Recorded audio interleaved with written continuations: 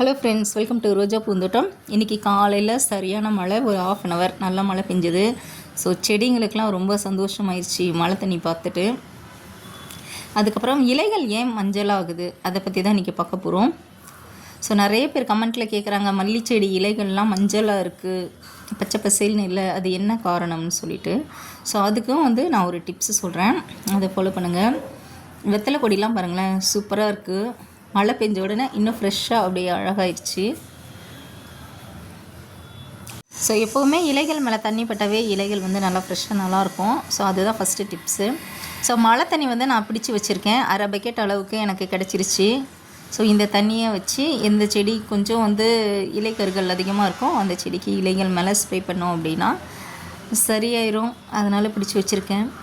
இப்போ நீங்கள் பார்க்குறது மல்லி செடி தான். ஸோ மல்லி செடியில் நிறைய பேர் உங்கள் பிளான்ட் நல்லா ஹெல்த்தியாக இருக்குது, பச்சை பசேல்னு இருக்குது அப்படின்னு சொல்கிறாங்க. இந்த செடிங்களுக்கெலாம் காலையில் தண்ணி ஊற்றும் போது என்ன பண்ணுவேன், இலைகள் மேலேயும் சேர்த்து தான் ஸ்ப்ரே பண்ணுவேன். அதனால் இலைகள் ஃப்ரெஷ்ஷாக நல்லா இருக்குது. ஸோ நீங்களும் காலையில் செடிக்கு தண்ணி ஊற்றும் போது சும்மா வேருக்கு மட்டும் ஊற்றாமல் இலைகள் மேலே ஸ்ப்ரே பண்ணுங்கள். அது ஒன்றே போதும், நல்லா இலைகள் நல்லா ஃப்ரெஷ்ஷாக நல்லா வரும். அப்புறம் டீ தூள் இருந்ததுன்னா அதை போடுங்க, இலைகள் நல்லா பச்சை பசேல்னு வரும். நைட்ரஜன் கண்டென்ட் அதிகமாக இருக்கிற மாதிரி உரங்கள் போடுங்க. இப்போ நிறைய பேர் கம்போஸ்ட் வச்சுருப்பீங்களே, அது போடலாம், மண்புழு உரம் போடலாம். அது இதெல்லாம் போட்டிங்க அப்படின்னா இலைகள் எப்போவுமே உங்களுக்கு பச்சையாகவே இருக்கும். அப்பப்போ பழைய இலைகளை நம்ம கட் பண்ணி விட்டுட்டு புதிய இலைகள் வரும்போது இன்னும் பச்சையாகவே இருக்கும். அப்புறம் எப்சம் சால்ட், அப்போ உங்களுக்கு இலைகள் மஞ்சளாகவே இருக்குது அப்படின்னா உரமாக நான் சொன்ன மாதிரி டீ தூள் போடுங்க. அதுக்கப்புறமா மண்புழு உரம் இருந்தால் அதை போட்டுட்டு எப்சம் சால்ட்டு இலைகள் மேலே ஸ்ப்ரே பண்ணுங்கள். உரம் போட்டுட்டு எப்சம் சால்ட்டு ஸ்ப்ரே பண்ணி விடுங்க. உங்களுக்கு கண்டிப்பாக இலைகள் அப்படியே பச்சை பசேல்னு மாறும். சத்து பற்றாக்குறை தான் இலைகள் மஞ்சள் ஆகிறதுக்கு முக்கியமான காரணம். அதுக்கப்புறம் ரோஜா செடி நம்ம வச்சோம் இல்லையா, அதில் அழகாக மொட்டும் வந்துருச்சு. இதில் ஃபஸ்ட்டு ஒரு 3 கிளை தான் இருந்தது. இப்போ 6 கிளை 6 மொட்டு இருக்குது இந்த செடியில். 3 வாரம் தான் ஆகுது வச்சு. எவ்வளோ ஸ்பீடாக ஒரு வளர்ச்சின்னு பாருங்களேன், நல்லா சூப்பராக இருக்குது செடி. ஸோ இவ்வளோ சின்னதுலேயே மொட்டு வரும் நான் நினைக்கல. ஸோ இதுக்கு நான் எப்சம் சால்ட்டு தான் வாரம் நான் ஸ்ப்ரே பண்ணிகிட்டே இருக்கேன். 2 செடி வச்சேன், 2 செடிக்குமே நான் எப்சம் சால்ட்டு ஸ்ப்ரே பண்ணிட்டு தான் இருக்கேன். நல்ல ஒரு வளர்ச்சி இருக்குது. அப்புறமா திட உரமாக கத்தாழை தான் போட்டால், இன்னும் வேறு எந்த உரம் கொடுக்கல. ஸோ அடுத்த வாரம் 4 வாரம் ஆகும். ஸோ அதுக்கப்புறமா ஒரு திட உரம் மண்புழு உரம் இல்லைன்னா கம்போஸ்ட், இது 2த்தில் 1 தான் போட்டு விடணும். ஸோ இவ்வளோ சின்ன செடிக்கு ரோஸ் மிக்ஸ்லாம் தேவையில்லை, இதுவே போதும், நல்லா வளர்ந்துடும். ஸோ இப்போ நீங்கள் பார்க்குறது எல்லோ கலர் ரோஸ். இதுவும் 4 மொட்டு வச்சுருக்கு இந்த செடியும்.